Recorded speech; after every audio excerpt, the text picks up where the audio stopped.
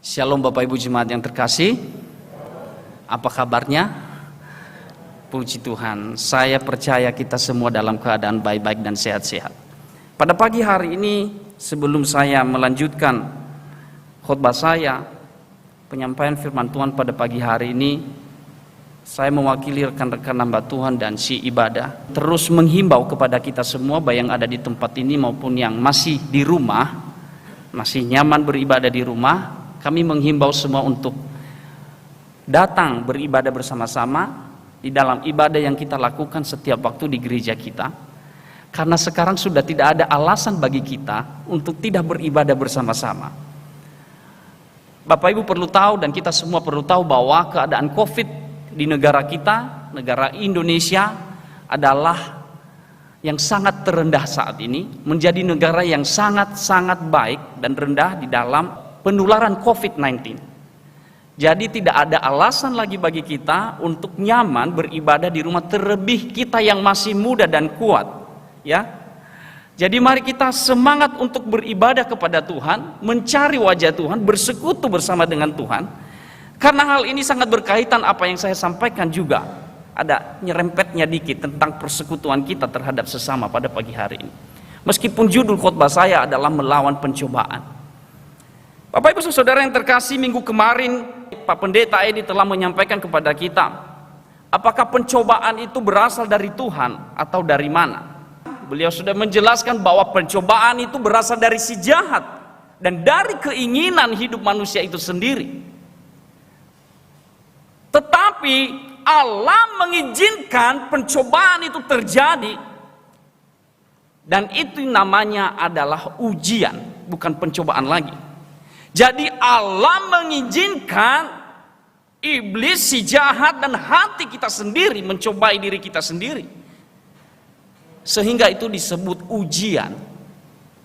Seperti yang terjadi di dalam kehidupan Ayub dan keluarganya. Allah tidak pernah mencobai Ayub, tetapi si jahat yang mencobai Ayub, meminta kepada Tuhan supaya dia mau mencobai imannya Ayub. Tujuan dari segala pencobaan tentunya adalah apa? Untuk menjatuhkan, untuk menyalahkan, untuk kehancuran. Tetapi ujian adalah supaya Anda dan saya, semua orang percaya, semakin naik level dan imannya semakin kokoh, pengharapannya semakin kuat dan teguh di dalam Tuhan kita Yesus Kristus. Nah, ini kita harus memikirkan ini dulu Bapak Ibu. Jadi baru kita melangkah hari ini melawan pencobaan. Bagaimana mungkin kita bisa melawan pencobaan kalau kita tidak mengerti apakah ini ujian atau pencobaan? Jangan-jangan kita melawan ujian dari Tuhan. Kalau kita sudah mengerti ini ujian dari Tuhan, ini pencobaan dari si jahat, ini keinginan saya, maka ketika kita sudah bisa memilah hal ini, saya percaya bahwa kekuatan kita untuk melawan pencobaan akan ada di dalam kehidupan kita. Amin. Saya kurang tahu hari-hari ini kita sedang dicobai apa. Bisa saja saya bisa mencobai Bapak Ibu juga, ya, keinginan hati saya, perkataan saya, atau Bapak Ibu sendiri memiliki keinginan-keinginan yang membawa Bapak Ibu untuk jatuh di dalam pencobaan. Nah, pada pagi hari ini Alkitab sudah memaparkan kepada kita, ya, di dalam firman Tuhan tadi yang sudah dibacakan, Matius pasal 26 ayat 41. Demikianlah firman Tuhan berkata, berjaga-jagalah dan berdoalah supaya kamu jangan jatuh ke dalam pencobaan. Roh memang penurut, tetapi ingat bahwa daging adalah lemah. Firman Tuhan di dalam 1 Petrus ayat yang kelima, pasal yang kelima ayat 8-9 berkata, sadarlah dan berjaga-jaga, lawan musuh iblis berjalan keliling sama seperti singa yang mengaum-ngaum dan mencari orang yang dapat ditelannya. Lawanlah dia dengan iman yang teguh, sebab kamu tahu bahwa semua saudaramu di seluruh dunia menanggung penderitaan yang sama. Nah, minggu kemarin Bapak Pendeta Edi sudah menyinggung. Di akhir khotbahnya saya sangat ingat sekali, karena setiap rekan-rekan hamba Tuhan berbicara, siapapun yang berbicara firman Tuhan di tempat ini, saya akan selalu perhatikan dan ingat. Akhir khotbah mengatakan bahwa ada satu jalan, ada satu cara untuk melawan pencobaan itu Bapak Ibu, yaitu iman yang kokoh dan teguh. Nah, bagaimana menyatakan iman yang kokoh, menjadikan itu sebagai cara untuk melawan atau alat untuk melawan kuasa si jahat atau pencobaan yang akan datang dalam hidup kita? Apakah dengan aku percaya kepada Kristus? Apakah hanya demikian? Aku percaya dengan iman, aku sangat percaya. Apakah hanya demikian? Nah, iman berbicara bagaimana kita percaya kepada Dia. Ketika kita sudah percaya kepada Kristus, berarti ada relasi yang baik dengan Tuhan kita.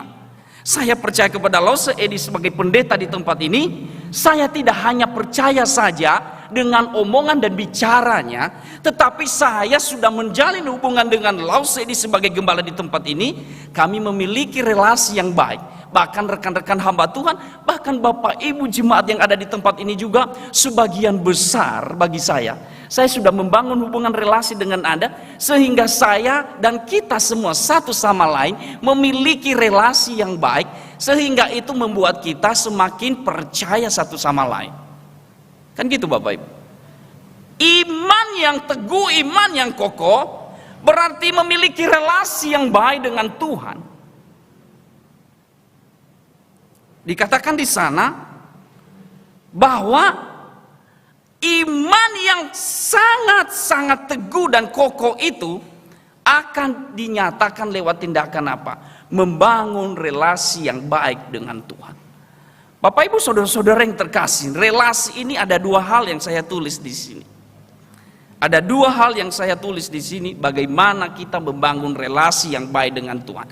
Ini cara yang dimaksudkan oleh Bapak Pendeta Edi lewat iman itu tadi. Yang pertama adalah doa. Ya. Doa. Bagaimana Anda berbicara kepada Tuhan? Bagaimana Anda membangun hubungan intim dengan Tuhan?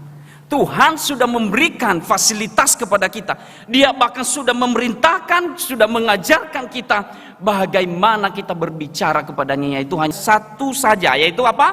Doa. Mari katakan sama-sama, doa. Sekali lagi, yang keras Bapak Ibu, doa. Bapak Ibu saudara yang terkasih, pertanyaannya, apakah kita mengerti doa itu hanya sebatas memejamkan mata, melipat tangan, lalu menyampaikan isi hati kita kepada Tuhan dengan keluh kesah kita yang banyak itu?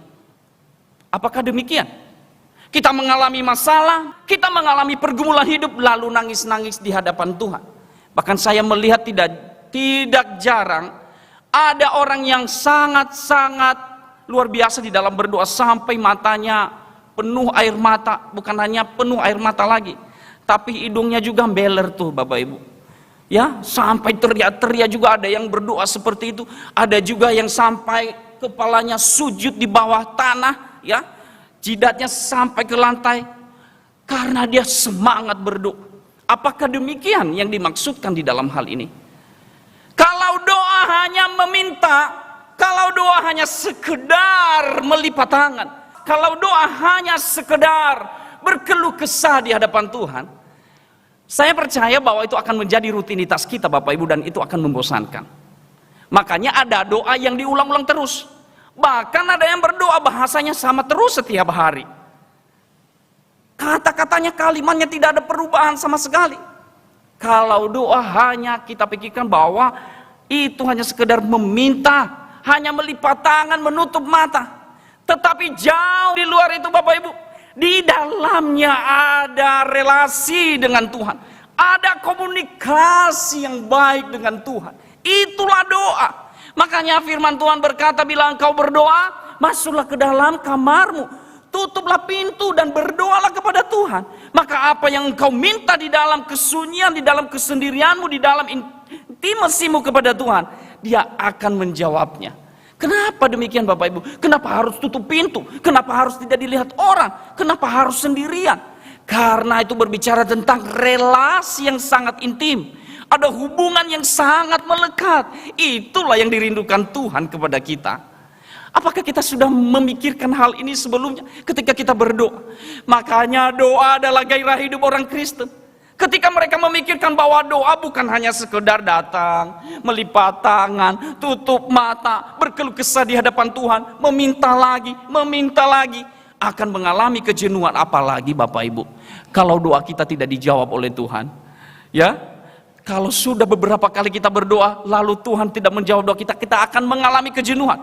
Bahkan pada akhirnya kekecewaan. Tetapi ketika kita menyadari bahwa doa itu adalah hubunganku dengan Tuhan, komunikasiku dengan Tuhan. Kalau saya tidak berbicara kepada Dia, maka hati saya gelisah. Kalau saya tidak mendengarkan suara dari Dia, kalau saya tidak membangun hubungan yang baik dengan Dia, hati saya gelisah. Demikianlah saya ketika saya jatuh cinta dengan istri saya. Waktu awal-awal, badai pun saya lalui Bapak Ibu. Karena saya mau membangun relasi dengan Dia. Saya mau mengenal Dia lebih dalam lagi. Awalnya saya tidak terlalu care dengan SMS-nya, karena itu masih zaman SMS Bapak Ibu.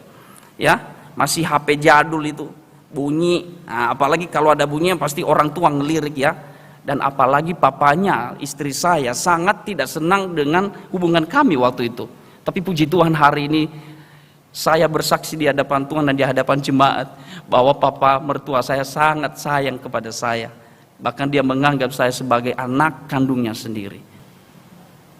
Saat kita sedang membangun relasi yang baik, hubungan yang baik dengan Tuhan. Dan dari situ kita akan mengalami apa? Kepercayaan yang semakin dikuatkan, diteguhkan. Bapak Ibu yang terkasih, ketika kita sudah mengalami kekuatan iman yang teguh, hubungan yang baik dengan Tuhan, maka kita akan diberikan apa? Pengertian. Kita akan diberikan apa? Kepekaan. Kepekaan dalam hal ini adalah inti dari segalanya. Untuk mengetahui bahwa ini adalah pencobaan dari hidup saya sendiri, ini adalah dari si jahat, ini adalah keinginan saya, ini adalah kehendak Tuhan. Kalau Bapak Ibu berdoa selama ini, tetapi Anda tidak pernah, atau kita tidak pernah mengerti hatinya Tuhan, berarti kita sedang salah membangun hubungan dengan Dia. Orang yang suka berdoa, orang yang giat berdoa, orang yang sungguh-sungguh berdoa, dan orang yang berdoa dengan prinsip yang benar seperti ini, maka ia akan mengalami apa? Hubungan yang baik, kemudian dia akan mengalami perubahan hidup, kepekaan. Dia bisa menentukan, oh ternyata ini adalah dari si jahat, ini pencobaan. Ketika dia sudah mengerti itu, dia akan semakin kuat percaya, bersandar kepada Allah. Oh Tuhan, aku tahu ini adalah ujian dari Engkau. Oh Tuhan, aku tahu ini adalah pencobaan dari keinginan saya. Ini adalah dari si jahat, di dalam nama Yesus Kristus saya usir, saya tolak dengan iman yang teguh. Nah Bapak Ibu yang terkasih, apakah hari-hari ini Anda sedang dicobai? Saya jujur, saya sedang dicobai. Apa yang terjadi di dalam Matius pasal 4 ayat 1 sampai 11, bagaimana Yesus dicobai di padang gurun ketika setelah dia berpuasa. Maka roh itu membawa dia ke padang gurun untuk berpuasa, dan akhirnya apa? Di sana dia dicobai oleh iblis. Setiap pencobaan yang telah diterima oleh Yesus dan dia menang atasnya, saya tahu itu adalah bagian pencobaan kita juga hari-hari ini. Bagaimana kita dicobai tentang kuasa kedudukan kita, kekayaan kita, kesombongan kita, keangkuhan kita, kenikmatan dunia, itu pun menjadi bagian pencobaan-pencobaan yang kita alami hari ini. Kekhawatiran dan ketakutan, kelaparan akan kebutuhan hidup kita, itu pun menjadi bagian dari pencobaan-pencobaan yang jemaat Tuhan sedang alami saat ini, termasuk yang sedang berbicara di depan ini namanya Ledianus Gule. Saya sedang dicobai Bapak Ibu. Terakhir-terakhir di pandemik ini, saya tahu hidup saya dicobai banyak hal. Pertama, dicobai tentang kekhawatiran di dalam keluarga kami, finansial kami. Dan akhirnya ada orang datang kepada kami ngomong gini, Lady, terlebih khusus kepada saya, Lady, aku tahu kamu sedang mengalami pergumulan di dalam finansial. Bagaimana kalau Lady bisa memainkan ini? Ada yang menawarkan saya untuk bermain money game. Bapak Ibu yang terkasih, itu menjamin sekarang ini. Money. Uang. Dan itu kebutuhan kita. Saya nggak munafik, saya butuh duit. Saya senang dengan duit. Karena dengan duit saya bisa melakukan pelayanan saya, bisa memberikan makan anak saya. ketika saya tahu itu bukan dari Tuhan, itu ada pencobaan untuk saya, untuk iman saya. Saya percaya pertama bahwa Tuhan akan mencukupkan kebutuhan saya. Jauh sebelum saya lahir di dunia ini, saya percaya Tuhan sudah merencanakan dan mengatur semua berkat-berkat buat hidup saya, istri saya, dan anak saya. Kedua, saya percaya ketika Tuhan menempatkan saya di gereja ini, maka saya percaya para majelis, rekan-rekan hamba Tuhan, seluruh jemaat di tempat ini bertanggung jawab atas hidup saya ketika saya di dalam kesusahan. Akan sangat malu Bapak Ibu yang ada di tempat ini, termasuk para majelis, kalau saya miskin dan kelaparan. Itu yang saya pegang. Saya hanya percaya kepada Tuhan, dan juga saya percaya bukan mengandalkan Bapak Ibu, tetapi saya percaya Bapak Ibu, ketika saya mengatakan Bapak Ibu tolong, apakah saya bisa dibantu? Tapi saya tidak pernah mengatakan hal demikian, karena saya dicukupkan oleh Tuhan Bapak Ibu. Ada yang mengatakan bahwa Lady itu menjadi hamba Tuhan karena dia miskin dulunya. Itu juga pencobaan buat hati saya. Benar, waktu itu kami miskin Bapak Ibu, kami lemah ekonominya. Tetapi saya mau nyatakan kepada Bapak Ibu, saat ini saya memiliki teman-teman, termasuk Bapak Ibu jemaat yang terkasih di tempat ini, memiliki perusahaan, pabrik, pekerjaan yang sangat luar biasa menjanjikan buat saya untuk bekerja di sana. Tetapi saya tahu itu bukan tujuan hidup saya. Saya dipilih Tuhan untuk ditetapkan untuk memberitakan kasih-Nya, firman-Nya yang telah saya dapatkan dari Dia. Kenapa saya mengerti hal ini? Karena saya mau membangun hubungan pribadi dengan Dia. Saya berdoa, saya membangun relasi dengan Dia.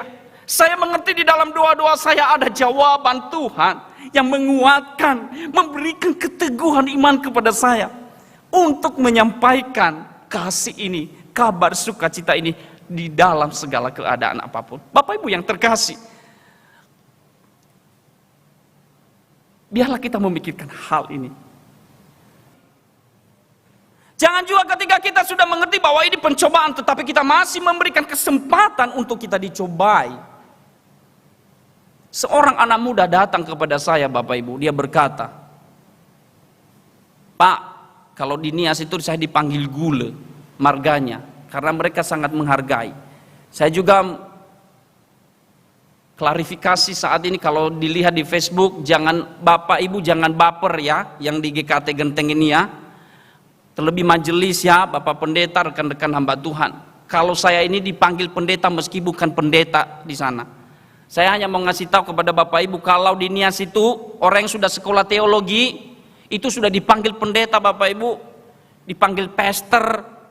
Jadi jangan baper ya Bapak Ibu ya, minta izin. Jadi kalau dibaca-baca nanti di Facebook, oh ini loh Selidi ini kok menganggap dirinya pendeta. Itu bukan saya yang mengatakan. Memang itu biasa di tempat kami. Masih vikaris saja, masih penginjil, karena di sana udah biasa mereka mengatakan itu pendeta. Jadi seorang anak muda datang kepada saya yang katakan, "Pak Pendeta." Saya bilang, "Hah, Pak Pendeta?" "Bukan. Saya mau jelaskan apapun kepada mereka, tapi mereka tidak peduli dengan itu." Dia datang, "Saya ini sering dicobai." "Dicobai tentang apa?" "Saya senang dengan kuasa gelap." "Lah? Iya, perdukunan." Saya mengatakan, "Bagaimana hal itu terjadi?" "Iya, saya senang dengan perdukunan, kuasa gelap. Karena dengan kuasa gelap itu saya bisa memikat hati cewek." Namanya di tempat saya vokasi. Vokasi itu adalah kuasa gelap yang dipakai untuk menarik perhatian cewek. Kalau saya pakai itu jadi memiliki wibawa untuk memikat hati perempuan. Lalu saya mengatakan kepadanya, "Itu kan enak bagi kamu." "Iya, tapi saya pengen keluar dari situ Bapak." "Bagaimana caranya?" Ternyata saya melihat komunitasnya memang orang-orang seperti itu Bapak Ibu. Kedua, dia memiliki peralatan-peralatan dan fasilitas-fasilitas yang mendukungnya untuk melakukan hal itu.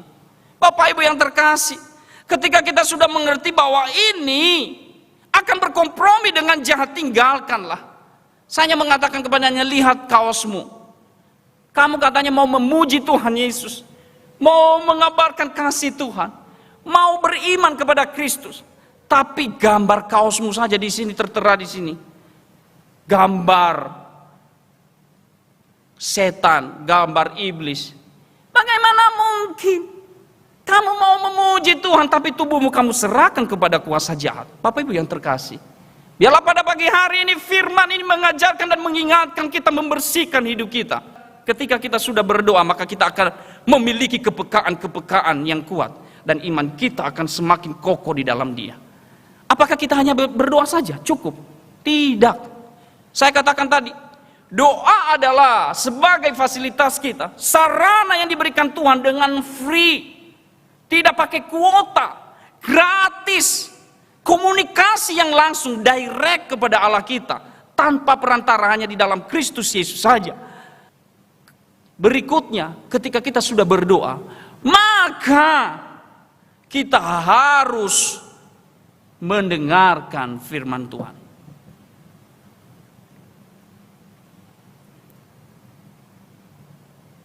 Doa sarana kita untuk berbicara, berkomunikasi dengan Tuhan.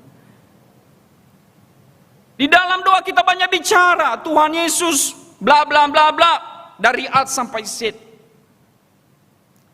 Tapi waktunya kedua adalah kita harus berdiam diri di hadapan Tuhan dengan cara apa? Mendengarkan firman Tuhan. Membaca, merenungkan, memperhatikan firman Tuhan. Karena apa yang terjadi kepada Yesus waktu di padang gurun? Dia melawan pencobaan itu dengan apa, Bapak Ibu yang terkasih? Dengan apa? Firman Tuhan. Ya, firman Tuhan. Iblis tahu dan mengerti firman Tuhan. Sama dengan kita. Bahkan kita bisa kalah dengan dia. Iblis, saya tekankan, iblis tahu firman Tuhan. Ternyata dia senang membaca firman Tuhan juga ya. Jangan sampai kalah dengan iblis. Tetapi perbedaannya adalah iblis tidak pernah melakukan firman Tuhan. Iblis menolak firman Tuhan, tapi dia tahu firman Tuhan. Makanya untuk melawan godaan, cobaan, pencobaan dari si jahat adalah dengan membaca, merenungkan, mengerti firman Tuhan. Yesus menjawab dia. Firman Tuhan berkata, jangan mencobai Tuhan Allah. Tuhan lebih tahu bagaimana ketika kita dicobai. Kalau kita tidak mengerti firman Tuhan. Bapak Ibu yang terkasih, kalau kita tidak mengerti firman Tuhan, kita dicobai, bisa-bisa kita menganggap itu kebenaran. Di masa pandemik ini, banyak hal yang mencobai kita lewat apa?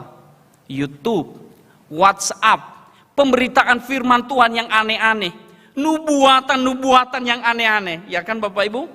Beberapa jemaat melapor kepada saya, loh apakah betul yang dikatakan oleh hamba Tuhan ini? Saya nggak sebut namanya karena ini lagi online ya, di YouTube ya, nggak enak ya, nggak elok ya kalau saya sebut nama hamba Tuhan, dirahasiakan saja. Tapi semoga Bapak Ibu mengerti setelah saya bicara setelah ini. Dia mengatakan bahwa saya melihat malaikat maut ada di atas Jawa ini, Jawa dan Bali. Wow, kasihan orang Jawa dan Bali ya. Orang Sumatera aman. Saya bilang ke istri saya waktu itu, oke, saya pulang ke Sumatera karena ada malaikat maut di atas Pulau Bali dan Pulau Jawa.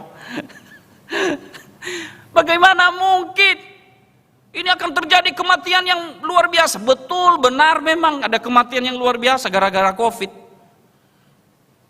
Dia melihat katanya ada malaikat mau memegang pedang. Itu hamba Tuhan loh, ya. Ini juga pencobaan, mengalihkan pikiran, iman Bapak Ibu. Kalau kita percaya tentang itu, tentang hal itu kita sudah masuk di dalam pencobaan Bapak Ibu. Kita mau disesatkan karena pencobaan tadi intinya apa? Dia mau membawa kita kepada kesesatan, kejatuhan iman kita, keterpurukan kita, dan dia melihat pada akhirnya apa? Kerusakan yang terjadi atas hidup kita. Kalau kita tidak mengerti firman Tuhan, membaca firman Tuhan, bagaimana mungkin kita mengerti hati Tuhan itu? Jangan hanya banyak bicara di hadapan Tuhan dengan keluh kesah Anda, tetapi belajarlah firman Tuhan. Pakailah firman Tuhan untuk melawan si jahat itu. Biarlah jemaat GKT Genteng semakin didewasakan dengan mengikuti ibadah-ibadah yang ada di tempat ini, karena di situ ada pemberitaan firman Tuhan. Karena saya tahu Bapak Ibu kita ini sibuk semua ya. Di tengah-tengah kesibukan terkadang kita lupa untuk membaca dan merenungkan firman Tuhan. Lause Yusuf beberapa kali mengirimkan juga aplikasi. Dia menulis dengan tulisan yang besar, dengan uppercase. Dia mengatakan tidak ada alasan bagi kita untuk tidak membaca firman Tuhan lagi. Karena apa? Ada firman Tuhan yang bersuara MP3. Tidak ada alasan bagi kita jemaat Tuhan di tempat ini untuk tidak membaca dan merenungkan firman Tuhan. Ada banyak di YouTube. Dengarlah firman Tuhan yang baik dan benar. Kalau ada sesuatu yang nyeleneh dan tidak baik, teleponlah Lause Edi, teleponlah Lause Yusuf, teleponlah Lause Lina, teleponlah Lause Ledi, teleponlah Lause Lili dan Lause Dodi di tempat ini. Tanya apakah ini benar. Itu namanya belajar firman Tuhan, bukan hanya mendengar lalu pergi. Ini nyerempet juga dengan apa yang disampaikan oleh Lause Jessica di persekutuan doa kapan hari. Bahwa Maria telah mengambil bagian yang penting di dalam hidupnya. Duduk di bawah kaki Yesus. Mendengarkan perkataannya. Dan Tuhan mengatakan, Tuhan Yesus mengatakan demikian kepada Marta ketika Marta bersungut-sungut di dalam pekerjaannya karena tidak ada yang membantu dia. Yesus berkata apa? Hai Marta, engkau sangat baik, giat di dalam pekerjaan. Tetapi lihat, Maria sudah mengambil hal yang terbaik di dalam hidup. Hal terbaik apa yang diinginkan Tuhan dalam hidup kita? Yaitu mendengarkan firman Tuhan. Mendengarkan dia. Mendengarkan jauh lebih besar artinya daripada persembahan korban. Mengerti. Sehingga mendengar mengerti maka akan bertindak dengan benar dan baik. Dan tidak melanggar firman Tuhan. Di dalam 1 Samuel. Demikian Samuel berkata kepada seorang raja yang tidak dengar-dengarannya itu Saul. Kenapa engkau mempersembahkan? Kenapa engkau mengambil binatang yang sudah dilarang oleh Tuhan dan kau jadikan persembahan? Semestinya binatang-binatang itu harus dibabat habis oleh bangsa Israel saat itu. Tetapi Saul mengatakan, bukankah Tuhan itu senang dengan persembahan, korban sembelihan? Samuel berkata, sekali-kali tidak. Karena mendengar mengerti jauh lebih besar nilainya daripada mempersembahkan korban.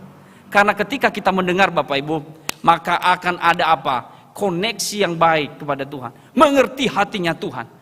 Biarlah firman pagi hari ini menguatkan iman kita yang sedang dicobai. Sekali lagi saya tidak mengerti apa pencobaan-pencobaan yang sedang kita alami. Pertama adalah masuk di dalam doa. Ketika engkau dicobai, berdoalah. Di dalam doa ada koneksi yang baik. Di dalam doa ada kekuatan yang diberikan oleh Tuhan kepada kita. Di dalam doa juga ada damai sejahtera yang dari Dia. Ada kepekaan-kepekaan yang Tuhan taruh dalam hati kita. Dan kemudian dengarkanlah firman Tuhan. Pelajarilah firman Tuhan. Perhatikanlah firman Tuhan. Maka engkau akan mendapatkan suara daripadanya. Jangan berkata Bapak Ibu yang terkasih, untuk mendengarkan suara Tuhan lalu Tuhan bersuara seperti ini. Hai Aibeng, anakku yang terkasih. Aibeng, kalau Tuhan berbicara seperti itu, apakah Aibeng senang? Hai Iselima, istri saya, pasti takut.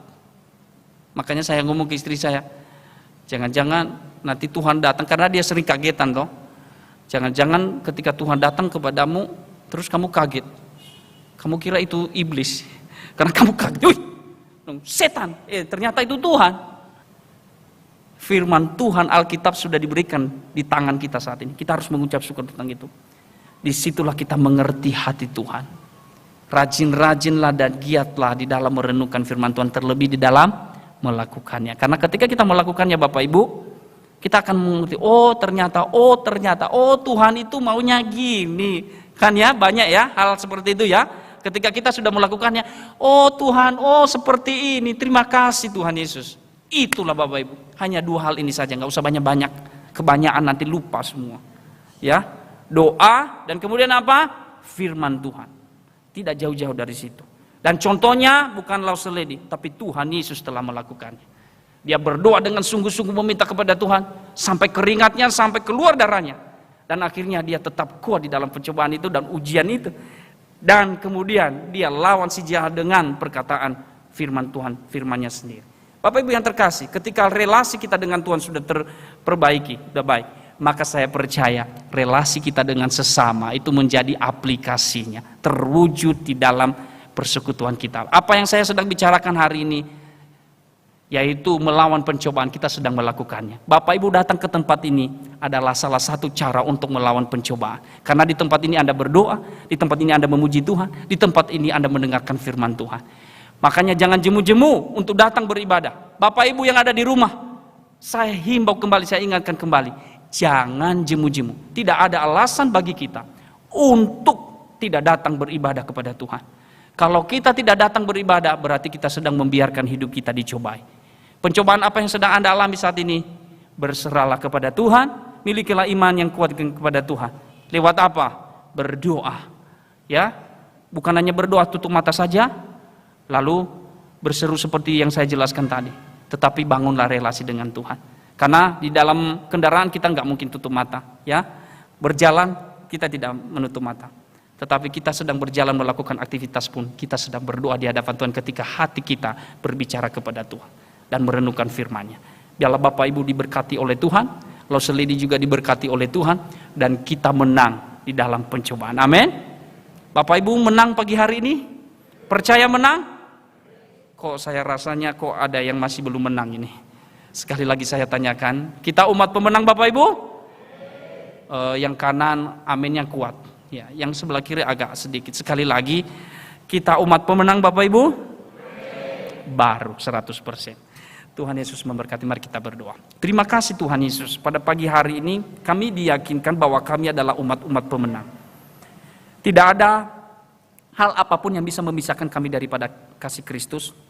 Lewat pencobaan apapun, ujian hidup apapun. Dan kami percaya sungguh firman-Mu pada pagi hari ini telah memaparkan kepada kami bahwa bagaimana kami memiliki iman yang teguh, yaitu dengan cara doa dan membangun relasi kami di hadapan Tuhan. Bukan hanya berseru-seru saja, berkeluh kesah di hadapan Tuhan, tetapi jauh daripada itu kami mau membangun relasi yang baik dengan Tuhan, sehingga kami memiliki hati yang giat untuk berdoa.